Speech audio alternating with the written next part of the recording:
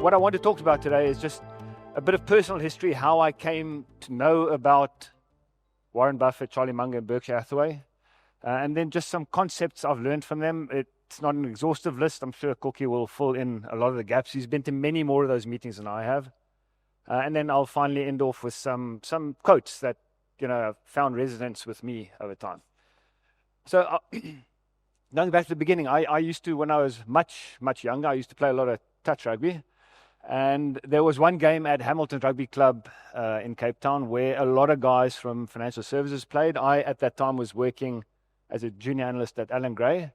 And Allan Gray was going through a really tough time. The firm, Allan Gray, was going through a tough time.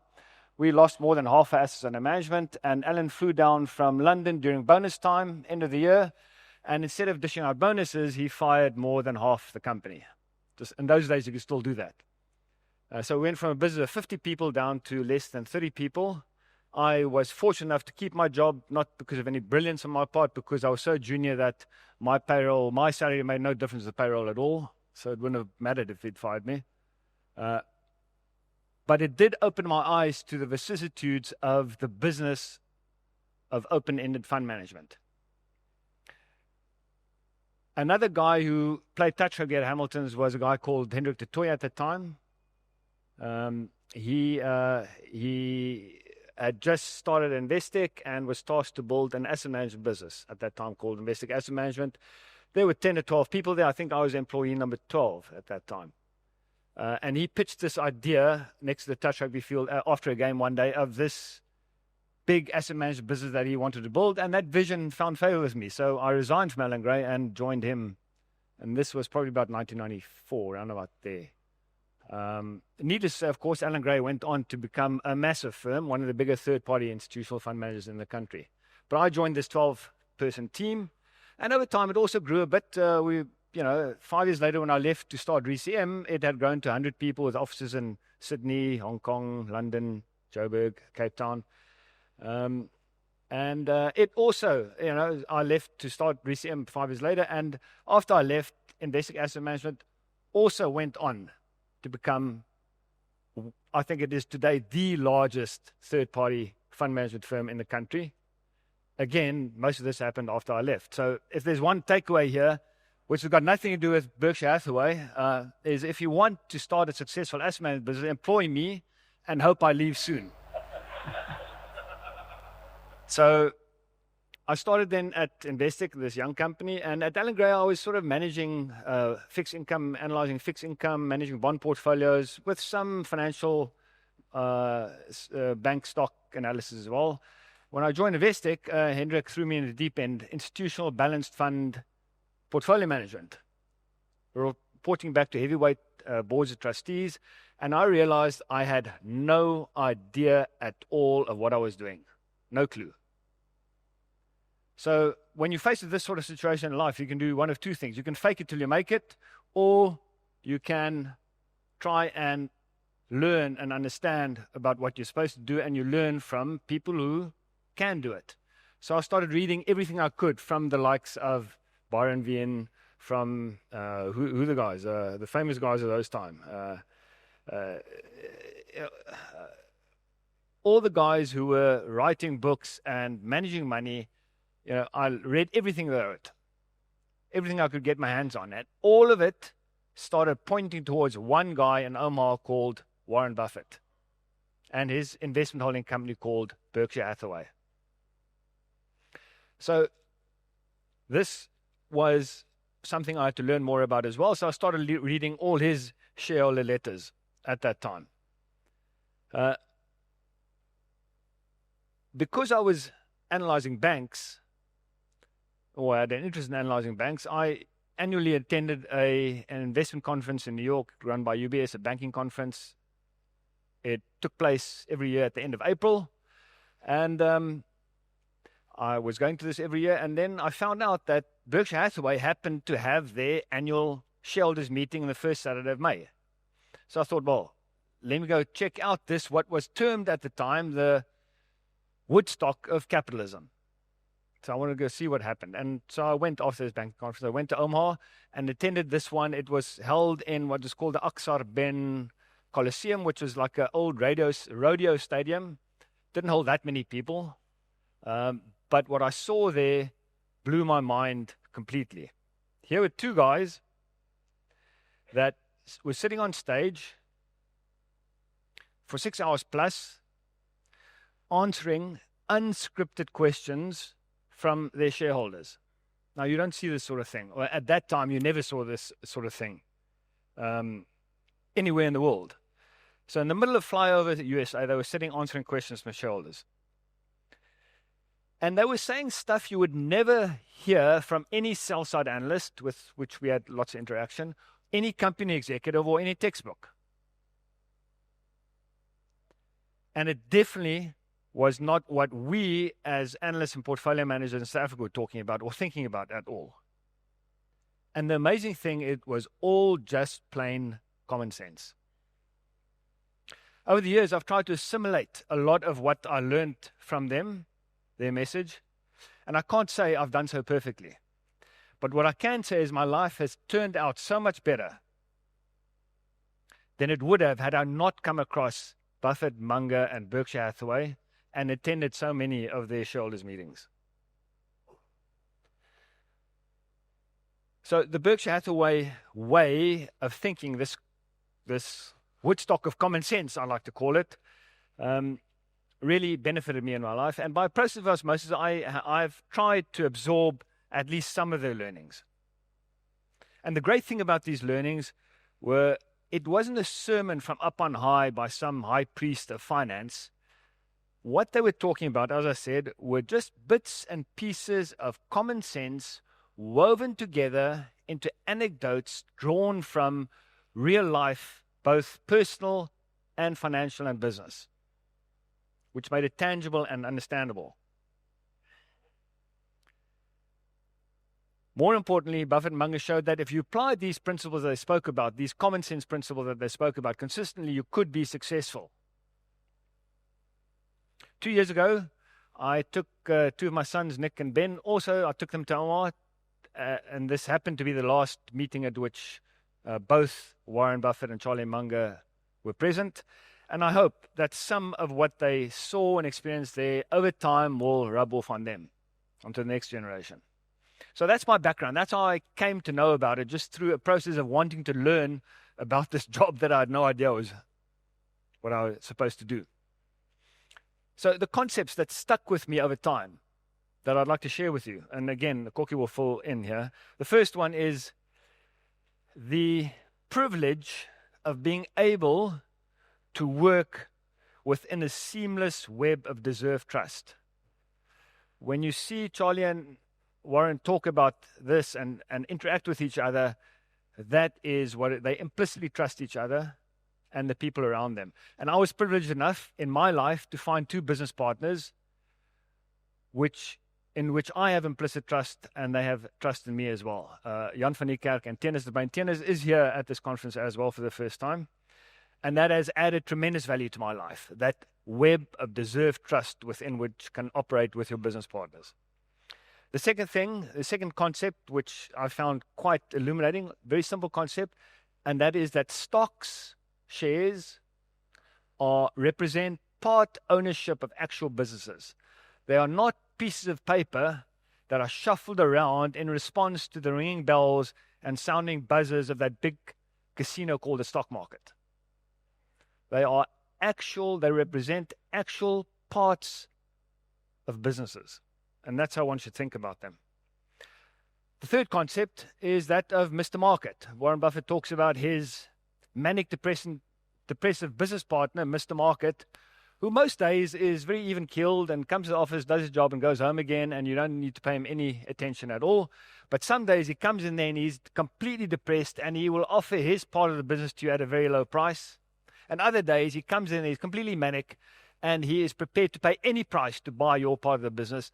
And Warren Buffett says, all you need to do is on those days, take advantage of your business partner. And the rest of the time, do nothing. And that concept stuck with me for a long time as well. The fourth concept, which they highlighted many times in their meetings, is the institutional imperative. Big businesses have their own way of doing things, and these are things that one should avoid as far as possible. The first aspect of the institutional imperative is that of Newton's first law.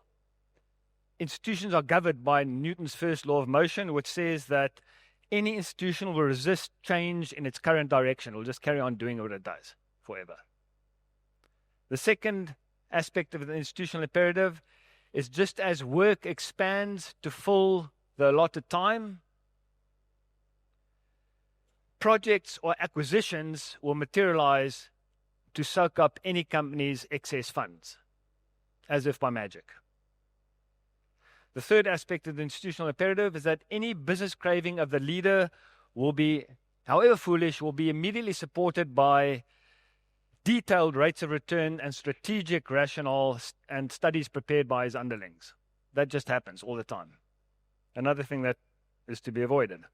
The fourth aspect is that the behavior of your peer companies, whether it's expanding, acquiring, or setting executive compensation, will be mindlessly imitated.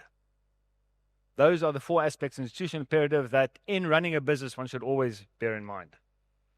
The fifth concept which stuck with me is the concept of, I think Charlie Munger mentioned this many times, to a man with a hammer, every problem looks like a nail. And the way you fight against this concept is you build a lattice work of mental models drawn from different fields, like, for instance, from engineering, the concept of redundancy or the margin of safety, which you can build into financial analysis as well. From physics, entropy, and the energy it takes to fight against entropy. From psychology, the power of incentives. One of the big threads throughout everything I've done is if you understand incentives, you understand what will happen. And there's many, many more of those. So I'll end off with some of the best quotes. And these quotes I'm just going to read them all verbatim because they are so good, I don't want to do them any injustice by misquoting them. So just some from Warren Buffett. So Buffett says, I don't know to what extent it's innate or to what extent it's learned, but an ability to detach yourself from the crowd is a quality you need. The ability to detach yourself from the crowd is an ability you need. A great IQ is not needed. You do not have to be terrifically smart to do well as an investor. Now, I've always found great comfort in that saying, and it's true. The second one is, this is not like Olympic diving where they have a degree of difficulty factor, where if you can do some very difficult dive, the payoff is greater than some easy dive. That's not true in investments. You get paid just as well for the simple dive as long as you execute it properly. The third quote is, Warren Buffett says, we basically have the attitude that you can't make a good deal with a bad person. So we just forget about it. We don't try and protect ourselves with due diligences or contracts or getting into all sorts of negotiations. We just forget about it. We can do fine over time dealing with people we like, admire, and trust. And I think that's a very important concept to carry with you through your investing and business life. Fourth one, we think it's awful, frankly, the way that businesses reward executives with absolutely no regard for the cost of capital. And finally, so that's more of an esoteric investment one, but that is true. Many of you that have worked in companies or analyzed companies will know that executive comp is a bugbear of many of us.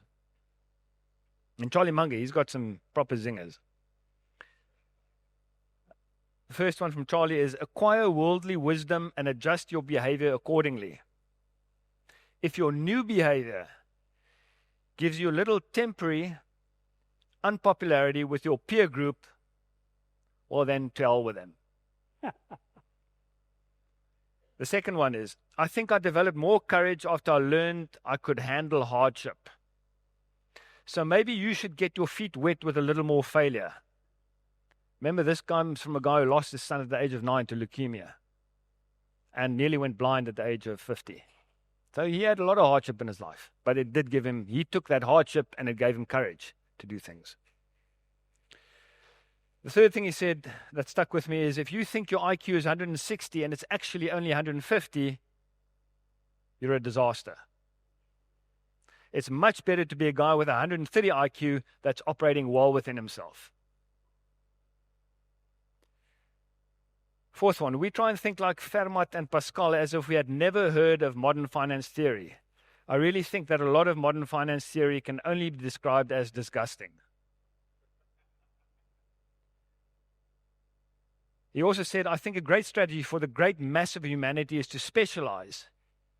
Nobody wants to go to a doctor who's half proctologist and half dentist.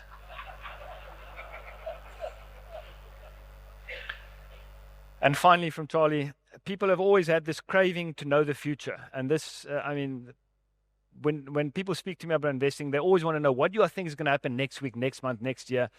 And first of all, I don't know. Second of all, nobody knows. And third of all, it doesn't matter. And Charlie, in this quote, said it beautifully. People always have this craving to know the future. The king used to hire the magician or the forecaster, and he'd look at sheep guts or something for an answer as to how to handle the next war. There's always been a market for people who purport to know the future based on their expertise, and there's a lot of that still going on. People have an economic incentive to sell some nostrum. It can be sold over and over again. I think it's disgusting. It's much better to make a living by being part of a system that delivers value to the people who are buying the product.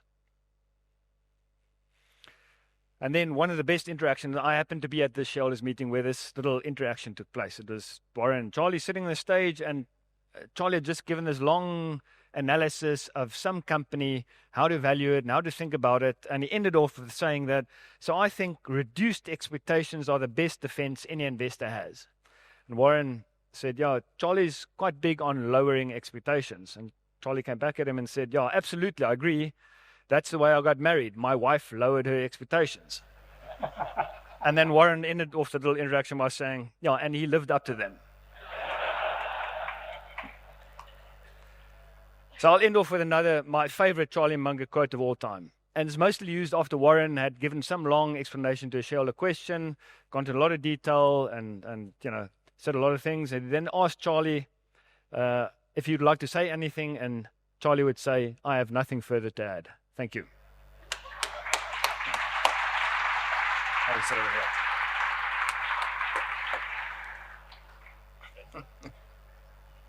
here. So I didn't want to go to Omaha. In between the Groot Groene at Old Mutual and Sanlam, I spent 5 years at Coronation. And when I arrived there, Walter Aylett came to me and he said, he wants to go to Omaha and listen to Warren and Charlie. And he says, Piet is going. And Piet has been before, so he's done all the hard work. We can just tag along with Piet.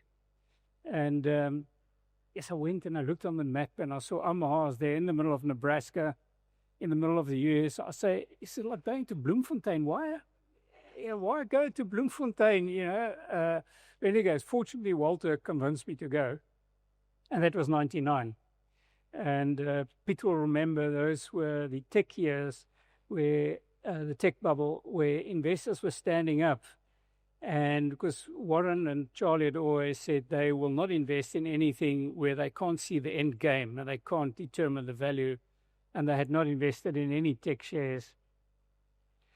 And investors were standing up and asking Mr. Buffett, Mr. Munger, please just buy even 5% of your cash. Use it to buy tech shares. And there were all kinds of names. And Warren is normally the nice guy. Charlie is just the guy who says, if you believe that, you shouldn't be in the same room with us. But okay. And then obviously the next year, the tech bubble had burst. And then investors were standing up and saying, Mr. Buffett, Mr. Munger, we thank you so much for not having been invested in tech shares. We might be experiencing the same again. But after that first meeting, where we went to Omaha, and we met, those days you could still meet Warren and Charlie afterwards. Foreign investors could get their signature and chat to them. And we actually met them a few times, also with Bill Gates. And I must just add, Alec arranged one evening for us to have a dinner with Howard Buffett, Warren's son, who is now the chairman of Berkshire Hathaway. And that was actually still one of my memories. But after that first time, I realized this is special. Exactly as Piet said, these guys are so rational and so how they think about business.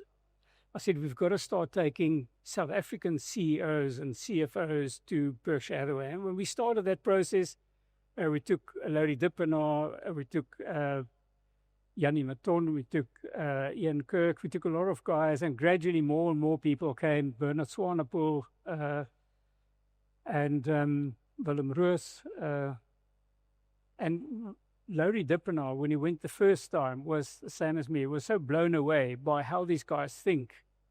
He actually went and appointed Alec Hogg to do a program for the First Rand Group and take it around the whole First Rand Group to educate them about the Berkshire Hathaway culture. Remember those days? You could actually stand here and do this still. So Alec went quite a few years. Thereafter, he got himself a press accreditation. He didn't sit with us plebs in the big hall. He sat upstairs. David Shapiro used to come along. But the main thing is we kept going and taking investors along, exactly as Piet said, because of the way they think. Now, maybe just to take you on the journey for 5 minutes, 3 minutes, Warren Buffett gained control of Berkshire Hathaway in 1965. Berkshire Hathaway was actually two textile mills, Berkshire and Hathaway, and they merged in 1955, I think. And the only people who made money out of that merger were the investment bankers, because shareholders just kept on losing and the share prices kept on going down. Why? Because even in 1955, American textile mills couldn't compete with Chinese textile mills. The imports from China were too cheap because the cost of labor in China was so much cheaper than. So maybe Trump should have been around in 1955 and raised tariffs. But whether that will work is another question. But the main thing is, and as Warren said, he didn't realize that because he just looked at the valuation of the business and it was so cheap that he kept buying. And it's another story as to how he gained control. But one day he woke up and he had bought too many shares and he had a controlling share. And Charlie, who he had met in 1959, phoned him immediately and said, Warren, this is one of the dumbest things you've done in your life. Yeah. He was very critical of buying Berkshire Hathaway, first place, and then secondly, getting control. But he said, now that you've got control, use this opportunity to sell the textile assets and fill this business with buying good companies, cash-generating businesses. And that will generate cash and allow you to buy other businesses. And Warren, by that stage, learned to respect Charlie's intellect. And so he did that with Charlie, who became his vice chairman. And over the next 60 years, they built this failing textile mill into, I think it's the 7th largest organization in the US, employing 383,000 people, 189 subsidiaries. The compound return of, had you bought Berkshire Hathaway in 1965, well, he actually works the compound return on the net asset value per growth, net asset value per share growth, but the share price keeps track generally with it, has been over 60 years, wait for it, 20%, okay, it's 19.8 or something, 20% per annum for 60 years. The S&P, by the way, has done 10. Now, guys like Piet and myself, we've got teams and we work our backsides off to try and outperform the market by 1 or 2%. These guys have done it by 10% for 60 years. So someone asked Warren, but everybody knows how you do it. And everybody knows it's been successful. Why do so few copy it? And his answer was, very few people like to get rich slowly. most want to make a return of 50% and 50%, rather than a 20-20 or even a 15-15. So what made them special?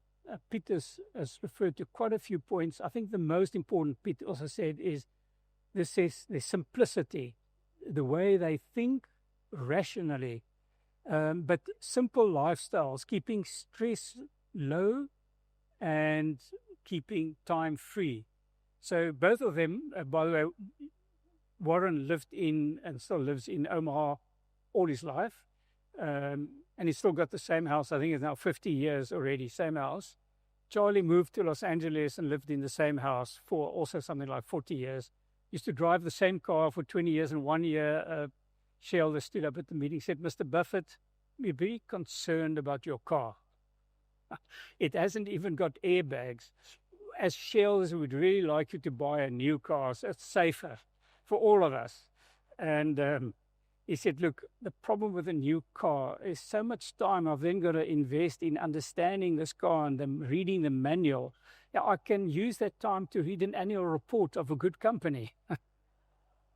But they basically kept their lives simple. And as Piet said, the most important thing was to stay on ethics. Do a contract on one page. He said if you need more than one page for a contract, you don't want to do business with those people.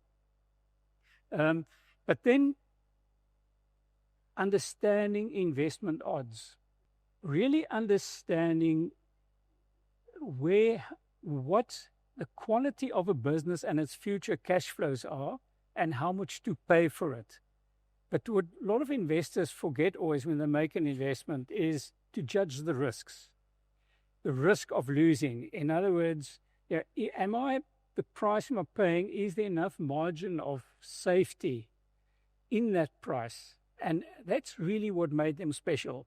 And so in doing that, they always focused on companies that they have a high degree of certainty about their future growth, about the ability to keep reinvesting the cash flow into further growth. And South Africa, with quite a few of those very successful businesses, Shoprite has been one under Whitey Basson, Pep under Christo Wiese, who just kept on growing, reinvesting the capital. On the banking side, you've had Capitec, an unbelievable example of just reinvesting the capital and growing further. Recently in South Africa on the insurance side, Outsurance, unbelievable business. But it's a real ability to keep investing that cash flow. Now, obviously, a problem whenever we see Gerry Fourie, always the main question they ask is, okay, how do you ensure that you can continue that growth? Because the biggest risk to any business is bureaucracy, that the Capitec becomes too big and that agility and that ability to make decisions starts being dissipated away. But the main thing is quality of business, but then the price you pay. The valuation is always key. So in that regard, it's famous for saying you must buy when everybody is fearful and sell when everybody is greedy. And, you keep that in mind, as Piet says, when the guys are manic, then you sell. When they're depressed, then you buy. And that's actually such a simple principle, but it's so difficult for an investor to do because our horizon often isn't long enough and our patience isn't good enough. And then two things they never worry about is what the markets are doing and what the economy is doing. Well, that's not entirely true. They are very aware of the present and obviously understand the past, but they don't spend time trying to worry about where the market or the economy is going. Warren is famous for saying 10 minutes spent on analyzing future economic indicators is 10 minutes wasted. And if I just remind you of the last 5 years, 2019, great year, markets were strong, we were all positive, bullish. And then in January, February, you start hearing about this new bug. And by March, economies are closed down. Now, if you built your strategy in 2019 on this everlasting growth, now suddenly 2019, but okay, you can say that was unforeseen, I didn't. So what did the central banks do? They started pumping liquidity into the economies, and suddenly, surprise, surprise, we start getting inflation. What does the Fed say? Fed most probably has the largest team of analysts, data scientists, economists in the world. The Fed, on the common wisdom of all those people, say inflation is transitory. We are not going to hike interest rates. So you doing all your work and trying to, and what interest rates? Okay, interest rates at least are not going to go up. I can buy this or I can buy that. What happens the next 2 years? Interest rates are hiked to 5%. Why? Because inflation. I'm just trying to, don't spend too much time worrying about, what will happen to interest rates.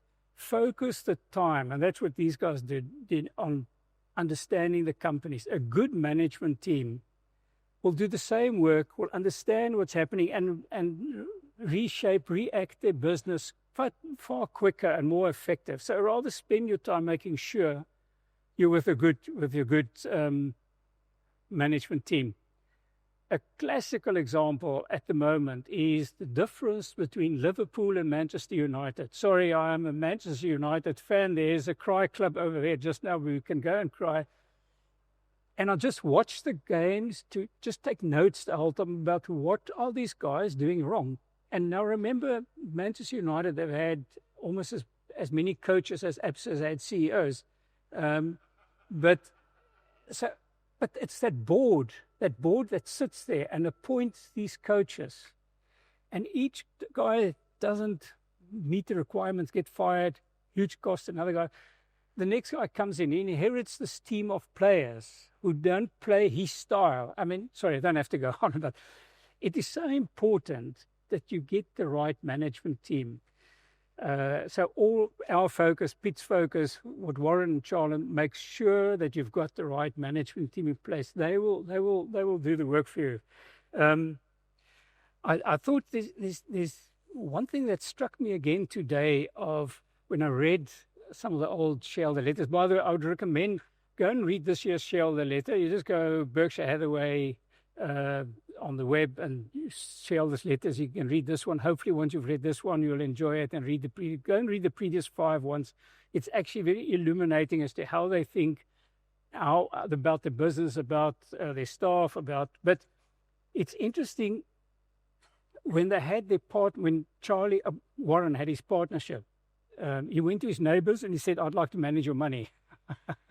And they said, anyway, some of them and his sisters, and so he said, okay, we'll give you some money. By the way, the neighbors that obviously didn't join in that partnership are very sorry. But the points he made, this is the 1950s, a young Warren Buffett, 33 years old, are still exactly the same today. He said to his investors, his partners, firstly, I'll speak to you only once a year. I'm not going to communicate with you every month how the fund is doing. Secondly, I don't promise short-term returns. You must measure me over 3-year periods. Thirdly, investments will be chosen because of their value, not because of popularity. That's very actually interesting. Fourthly, we will try and keep your capital losses to a minimum by always making sure we have a good margin for error. So in other words, we have a discounted price. We only invest in stocks that are trading at a discount to what their value is. And we'll also try and be diversified. Okay. I'm going to end off with that diversification just quickly and tell you 3 stories if there's time. I showed 4 fingers because there's actually 4 stories. I'm hoping I'm getting to the 4th. Okay, very quickly. A fascinating story was in the 1960s. I'll just get my notes right again. It doesn't really matter. It was American Express had lent money to a guy, Antonio De Angelis, also known as Jimmy the Salad Oil King. He was a mafioso he'd been involved in other scandals, but okay. Let's go and Google it. It's actually a very interesting story. Jimmy imported salad oil from Italy into big containers and then distributed into the US. And American Express actually financed it. And one day, a story is actually quite interesting, but okay, one day American Express want to call in their debt and they can't find Jimmy, and there's no money, and they say, okay, we'll go what they call in legal terms, we'll go and perfect our security. We'll get the sheriff to go out to the containers and put stamps on. They now belong to American Express. Finally, guys go and open the containers, and what do they find? The containers are filled with seawater. There's just an inch of salad oil at the top, and as you know, salad oil. So the audit clerks would always go put in their dipstick, and it was full, and then they check, yeah, it's oil. But when the bank wanted to go and get the asset to recoup the debt, there was nothing. So the American Express price starts falling. Yes, and it collapses. But the American Express, the card business, was then already a very big, important business for American Express. And Warren had always looked at American Express, was very interested and impressed with the way they managed their business. So he did the calculation of what he thought the card business was worth based on the number of cards in issue, which is published, and the average spend, etc., etc. And the share price fell below the value of the card business, and quite far below. And so what Warren did, just to verify, he actually spent a few evenings going to Gorat's, his favorite restaurant, and just sitting opposite the desk where people would pay. And so the lady, she said, no, I just want to make sure that there's no brand damage to American Express, that people are still using their cards to pay. And when he saw people were still using the American Express cards to pay, he started buying American Express as the share price went down, until it was 38% of his portfolio. Oh, that's quite a concentrated bet, but he'd obviously done his homework, and as the price went down further, it was one of his best investments. The other one was 1987, when Coke fell dramatically. There was remember the big market correction in 87, and he bought, in the next 12 months, he bought up to 7% of Coke shareholding, and it went up 10 times in the next 10 years. So, there's one other, I've got time for two, both, okay. There's one other great story about his ability to, when he buys businesses, he delegates authority. Now in 1969, they had bought a 12% stake in Salomon Brothers, which is now Bank of America. It was a bit later. Doesn't matter. The story is more important. There was a scandal. It's also an interesting one. You can go and Google it, where there were a guy inside Treasury was gaming the system, and the Fed found out about it. They warned management. Management didn't react.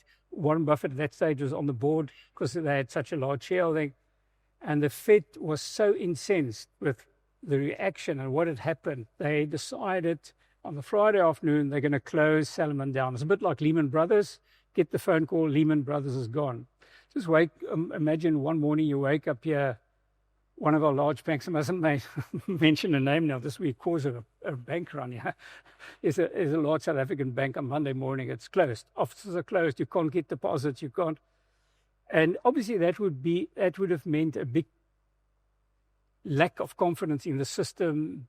And so the board suggested to the Fed that they get Warren Buffett to take over as chairman, executive chairman, just to restore confidence. They thought there's one guy in America that people will trust. It's Warren Buffett. And so this whole weekend it went to and fro with Warren Buffett, and he had his requirements as to how he would do it. The bottom line of the story is that the decision had to be communicated to the press a bit before 6 o'clock in the evening on Sunday, because that's when the Japanese markets open. And if it hadn't been resolved, the Japanese would start selling American bonds. And so at, I think it was 5:15, the Fed said to Warren, okay, you've got to go ahead on the criteria that Warren said on which he would do it. And so the press was already there. Hulle snuif, hulle het lankal al geryk, hier's bloed. There's just press reporters, and Warren gets to the front and he starts talking to them. And he says, and I think his name was Dick, doesn't matter, Tony is going to be the CEO. And it's the first Tony hears of it. He's going to be the CEO. So it's over, the press run to write the story. Warren says, can you call a cab? I want to take a flight back to Omaha. And Tony says, but Warren, you can't go now. I first want to have dinner with you. How am I going to, run the ship? What do you want me to do? He said, Tony, I decided on you because I think you're the right guy for the job. If you need me to have dinner with you, then I've made a mistake.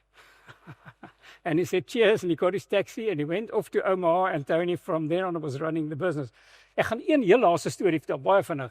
Catherine Graham, go and read the story on Catherine Graham and the famous dinner where Warren Buffett went, and it was an 8-course dinner, but he liked hamburgers and chips. And so in the end, they got the chef to do 8 different versions of hamburger and chips for him, because he said, that's what I want.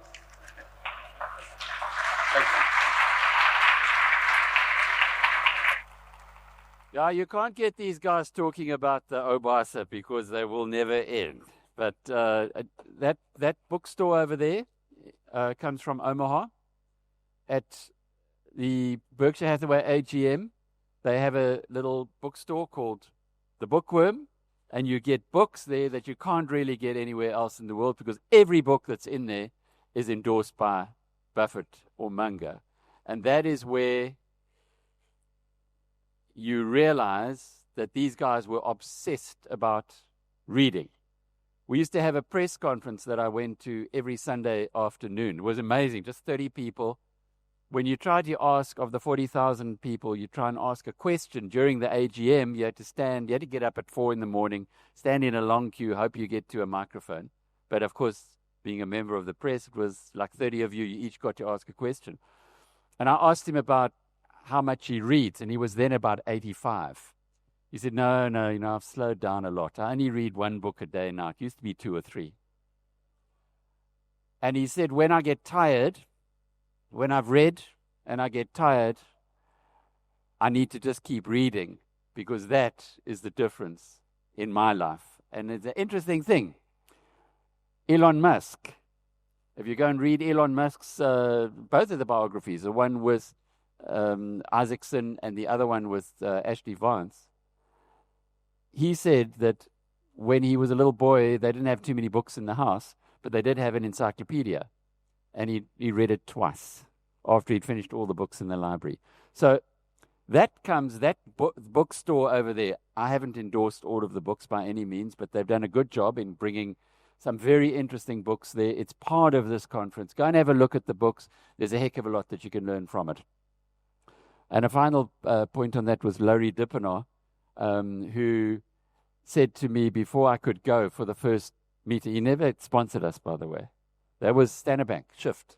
That was the late Brett Duncan, who said, you go over there and you go and learn about Berkshire and come back and tell our clients. And many of you, I hope, saw those roadshows that we did. But Laurie said to me, if you want to come with me and Kokkie, you have got to read a book by Roger Lowenstein called The Making of an American Capitalist, a thick book like this. And that was how staunch he was. The other reason for taking me along was I'm not a very good golfer, and he's not very good either, but he took me to go and play golf with him, so he wasn't as bad as... Anyway, you know the story. Okay, so we've got a few minutes for questions and a lot of questions. So, guys, let's keep them a bit short if we can. Sure. Gerard Lampen asks, Berkshire Hathaway has far too much cash. Would you invest in them in this bull market? Cash is only good if you buy at the bottom. Well, he's basically been saying the market's too expensive and he can't find good bargains. So he's sitting on the cash and the market is falling, and so hopefully he'll start, well, if the market falls enough, he'll start. With that track record, I would bet that he will make good purchases, or Ted and Todd now, and if you think 10 years, yeah, even if he does 15% per annum now, I think that's a good enough batting average. Yeah, it's incredible. 20% per annum over 60 years is just, it's unheard of. So I guess Gerard, he kind of knows what he's talking about, even though he's in his... Yeah. Charles asks for Piet and Kokkie, what are the 2 or 3 books that have influenced your way of thinking the most? Piet? Yeah, I think probably the most important book for me personally that I've read, and I reread it almost every year, is The Lessons of History by Will and Ariel Durant. I think it's 100 pages, and it's the best read you can have. And Say it again. The Lessons of History by Will and Ariel Durant. Fantastic book. I think Lowenstein's book on Buffett, Making American Capitalist, I think is fantastic. Probably if you want to learn about Buffett specifically, the best book is Snowball, his biography. That's probably, if you want to read about him. And the third book I would say is probably something along the lines of Lessons from a Stock Market Operator from the early 20th century. That was about Jesse Livermore, was it? Jesse Livermore, that's right, yeah. Like if I were to, the Lowenstein book is still very good, Making of American Capitalist. I've been reading again Howard Marks, The Most Important Thing. Yes, it's actually fantastic. It's about risk, understanding risk. It's great. And then very interesting book is Range by David Epstein. It's not very well known, but it's a great book. It's about specialization versus generalization. And it's actually a fascinating book in terms of all the themes he takes you through, and very readable. It's Range. Just say the name of it again.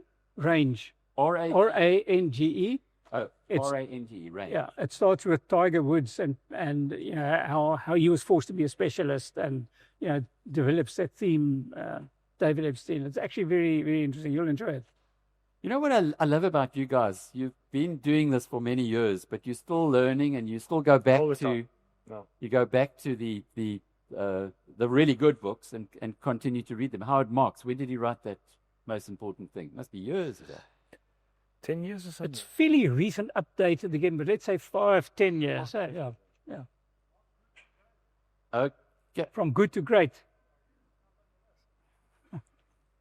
I see Twitter. Now you're getting heckled. Don't worry. It comes with the territory. How would Piet and Kokkie approach asset allocation in China? This is from Derek Martin. What are their views on major tech stocks like Alibaba and Tencent, technology value plays like Baidu and Pinduoduo, SOEs and so on? BYD is also in there. I can talk about stocks specifically, but don't listen to what I say about them because I'm probably going to be wrong. And I can take a step back, and I do have a long-term view that China is the future, America is the past. I think in terms of your asset allocation, whatever you would allocate towards China on a neutral basis, I would have a bit more than that. And whatever you would regard the American weight as being neutral, I would probably have a bit less than that. And each person will have their own preferred asset allocation on the basis of that. But I would shade my asset allocation in that direction based on my view of the next 50 years of where China is going and where the West is going. Would you, just to elaborate there, would you still avoid Process? Would you go direct to Tencent? No, I think there's a case to be made to buy Naspers or Process. There is the capital allocation risk of them misallocating capital away from Tencent, which is a fantastic business, into less good businesses. So there is that risk. But I think at the current discount NAV, you're probably being paid for that. So, but you can argue that both ways. I mean, I don't want to get into the nuts and bolts of that argument. I think there's a case to be made to own Naspers or Process. Yeah. Kokkie? Well, firstly, you just got to think, is China going to invade Taiwan? Because if it does, then China stocks won't be investable for a while. But that's what a fat tail risk now. Yeah. I mean, but I agree with Piet. We used to look at the Chinese banks. I used to go there every year for 3 or 4 years. And you can't trust the management. You can't trust the numbers in terms of the NPLs. Can you trust American management? Huh? Can you trust American management? No, true. some of them. But okay. But so I would rather, as Piet says, like your Alibabas, even we've been looking at Ping An, where Discovery as a JV with, those type of businesses that are more visible, but also that export to outside, and then rather go for a Hong Kong listing than a Chinese listing. But we've had very, very poor experiences with the Chinese regulators when things went wrong. At its peak, Apple made 50% of Berkshire Hathaway's portfolio. Is that correct? I think. How did he explain that to his investors? Well, I don't think he needed to explain very much. He made a fantastic investment decision to buy Apple when it was trading a single-digit PE, and it did so well that it became 50. He didn't buy 50% of his assets into Apple. He bought a small percentage of assets, and Apple did so well that it became 50%. So, I mean, that's to be congratulated. I don't think that's something that needs to be explained. And he's also done well on the exit out of Apple. So, you know, I think he entered Apple when he was at the age of roughly 85, and he's exiting at the age of 95, roughly. I'm not sure exactly what his age is, but, you know, there's still, you know, for all of us in this room, there's still time to go. We can still make some good decisions. James's question is going to have to be the last one, I'm afraid. He refers to Warren Buffett putting his money for his, well, doesn't quite, but to his wife, to Astrid, to put everything into the S&P 500. What do you make of that? So there's always been a difference between Charlie and Warren.